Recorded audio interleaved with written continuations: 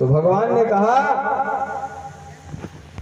कि इस बार हम सूर्यवंश में आए हैं ना, तो अगली बार हम तुम्हारे वंश में आएंगे। चंद्रमा खुश हो गए, सच कह रहे हो महाराज, बिल्कुल। इस बार हम सूर्यवंशी राम बन के आए हैं, अगले बार आएंगे तो हम चंद्रवंशी श्याम बनकर आएंगे। अच्छा ठीक है महाराज, याद रखना, लेकिन बिल्कुल याद रखेंगे। लेकिन इस जन्म में आए हो तो सुख रहने का, मुझे खुशी होने का कुछ तो अवसर दो महाराज, कुछ उपहार दो जिससे मैं खुश रहूं। तो भगवान चंद्रमा से कहने लगे, राम जी की धैर्य धरो, सस्ती शांत रहो, तब बसंत स्वभाव सदा मोहि प्यारो, श्री गुरुदेव शरीर को नाम, विनीत सुरित सो नाम उचारो, सूरज की रखी हो न कला, यद्यपि सूरज वंश हमारो, नाम रहेगा चहु जुग में, अब राम के साथ में नाम तुम्हारो। चंद्रमा से कहने लग रहे, चंद्रमा रो मत, भले मैं सूर्यवंश में आया हूँ, सूर्यवंशी राम हूँ, लेकिन अब नाम के साथ में, मेरे नाम के साथ में तुम्हारे नाम रहेगा, नाम रहेगा चहु जुग में, राम के साथ में नाम तुम्हारो। इसलिए राम भगवान का नाम पड़ गया श्री राम चंद्र। बोले रामचंद्र भगवान की जय हो। चंद्रमा को प्रसन्न करने के लिए भगवान अपने नाम के पीछे रखा रामचंद्र, नहीं तो राम सूर्य रखना चाहिए था ना, लेकिन चंद्रमा के लिए रखे। प्रभु का नामकरण हुआ कि जो आनंद सिंधु सुख राशि, श्री करते त्रैलोक्य सुखासी, जो सुखदाम राम नाम, अखिल लोकदायक विश्रामा। बड़े बेटा का नाम पड़ा राम, तो विश्व भरण पोषण कर जोई, ताकर नाम भरत यश होई। दूसरे बेटे का नाम पड़ा भरत, तो जाके सुमिरन तेरी पुनासा, ते शत्रुघ्न वेद प्रकाशा। चौथे बेटे का नाम पड़ा शत्रुघ्न। बच गया कौन? लक्ष्मण जी, तो लक्ष्मण धाम राम प्रेम, सकल जगत आधार, गुरु वशिष्ठ ते ही राखा, लक्ष्मण नाम उदार, सियावर रामचंद्र की।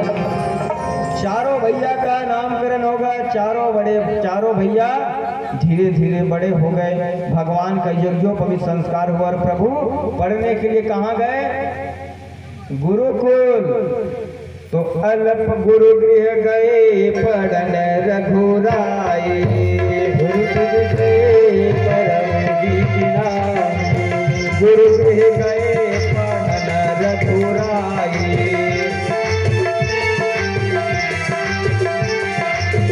अल्प काल विद्या सब आई, अल्प ज्ञान विद्या सब आई, गुरु गृह गए पढ़न रघुराई, गुरु गए पढ़न रघुराई।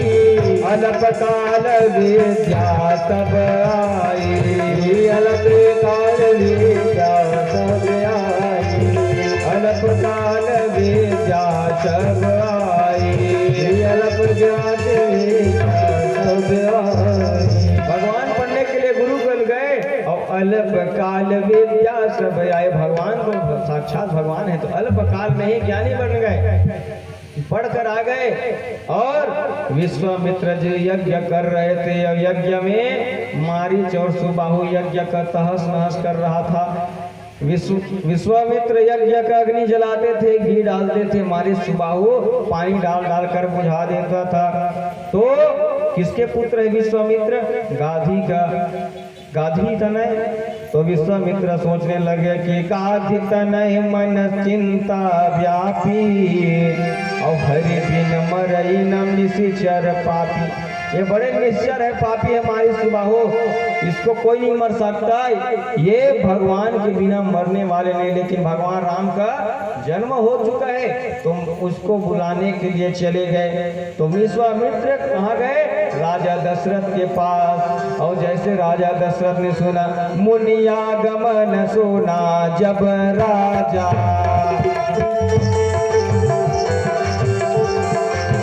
मिलन गयो नए विप्र समाजा, मिलन गयो नए विप्र समाजा। आगमन सुना जब राजा निरागमन मिलन गयो नैवे समाजा मिलन गयो नैवे समाजा मिलन गयो नैवे समाजा मिलन गयो नैवे समाजा। ध्यान देंगे परीक्षित महाराज, दोनों परीक्षित।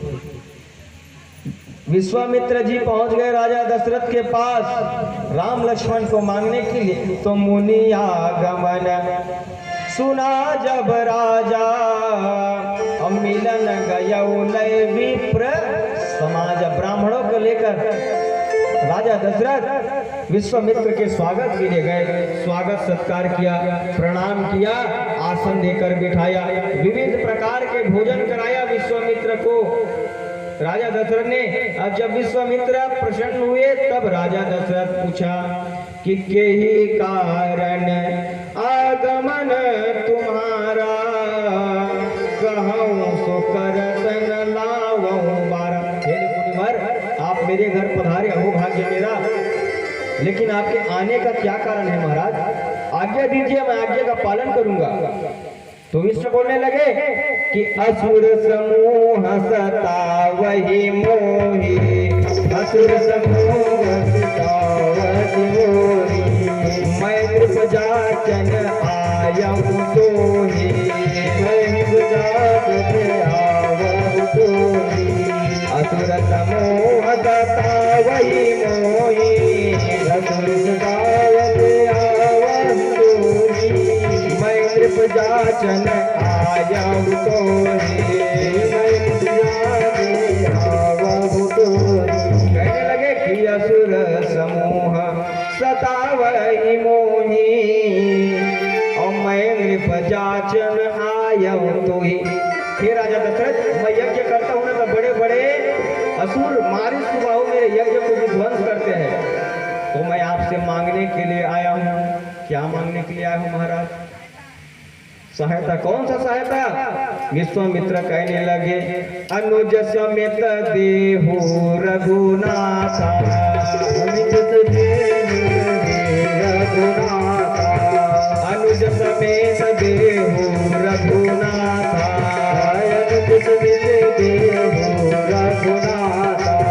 निश्चर बध मैं हो बसनाथा,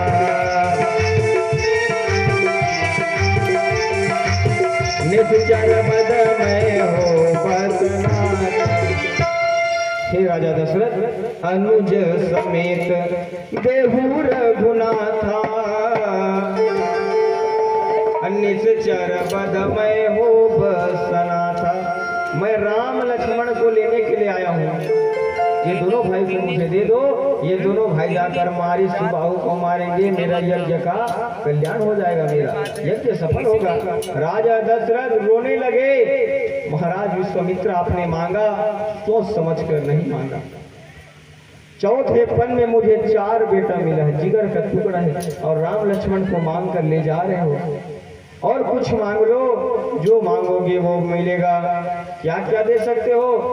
राजा दशरथ बोलने लगे ज्ञानीवर महामान्य मान्यवर, सोच के सयानी बुद्धि काढ़िए कलाम को, नाही हो जो न अंश रघुवंश को, हुकुम न टारी हो गुलाम बिनो दाम को, बिंदु कभी बारी बट बाग बनवास लीजिए, सकल सुपास लीजिए आप ही के काम को, ग्राम लीजिए थाम लीजिए धन और थाम लीजिए, काढ़ पे नाम लीजिए राम को, काढ़ लीजिए चाप पे राम नाम लीजिए राम। राम लक्ष्मण का नाम मत लो, जो चाहिए मैं दूंगा, धन दूंगा, धाम दूंगा, वनवास जो चाहिए सब दूंगा महाराज, लेकिन राम नाम का नाम मत लो, राम को मैं नहीं दे सकता। तब वशिष्ठ जी आए। वशिष्ठ जी समझाने लगे कि संत के प्रभाव से 4 पुत्र मिले हैं राजा दशरथ। कितना पुत्र? 4। किसके कृपा से?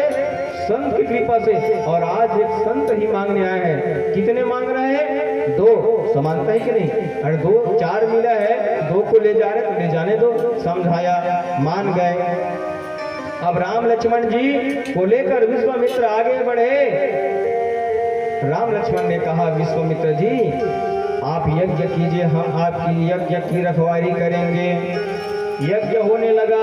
इंद्राय स्वाहा, विष्णवे नमः स्वाहा, ओम ब्रह्मणे नमः स्वाहा। मारीच बाहु आ गए विध्वंस करने के लिए। अब उन्हें कौन पता है कि इनके बाप यहाँ आकर खड़े हैं तैनात धनुष बाण लिए, विध्वंस करने के लिए आ गए। तो बिनु फड़ बाण रामत ही मारा, बिनु फड़ बाण रामत ही मारा, बिनु फड़ बाण रामत ही मारा, बिनु फड़ बाण रामत ही मारा। सतयोजन का सागर पारा, सतयोजन का सागर पारा, बिनु फड़ बाण रामत ही मारा, बिनु फड़ बाण रामत ही मारा। सतयोजन